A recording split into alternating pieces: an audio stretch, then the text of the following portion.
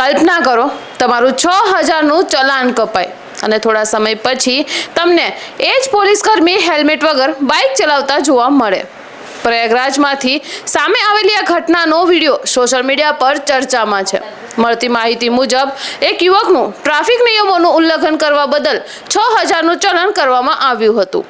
યુવકે પોલીસ કર્મીને કહ્યું હતું કે તે ઉતાવળમાં હેલ્મેટ લેવાનું ભૂલી ગયો હતો, પરંતુ યુવકનું કહેવું છે કે તેની આ વાતને ધ્યાનમાં લેવામાં આવી નહીં અને તેને ભારે ચલાન પણ કરી દીધું.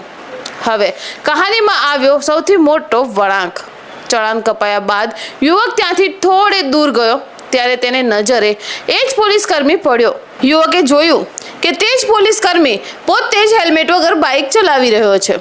ત્યારબાદ યુવકે પોલીસકર્મીને રોકીને સીધો સવાલ કર્યો, સાહેબ, તમારું હેલ્મેટ ક્યાં છે? પોલીસકર્મી તરફથી જવાબ મળ્યો કે તેઓ પણ ઉતાવળમાં હેલ્મેટ લેવાનું ભૂલી ગયા હતા. પરંતુ યુવકે તરત જ એક એવો સવાલ કર્યો જેને સાંભળી ત્યાં હાજર લોકો પણ વિચારમાં પડી ગયા.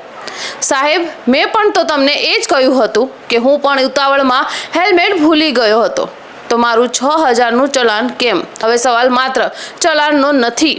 જો ટ્રાફિક નિયમ દરેક માટે સરખો છે તો પછી નિયમ તોડનાર વ્યક્તિ પોલીસ હોય કે પછી સામાન્ય નાગરિક, શું કાર્યવાહી બંને સામે એક સરખી ન થવી જોઈએ?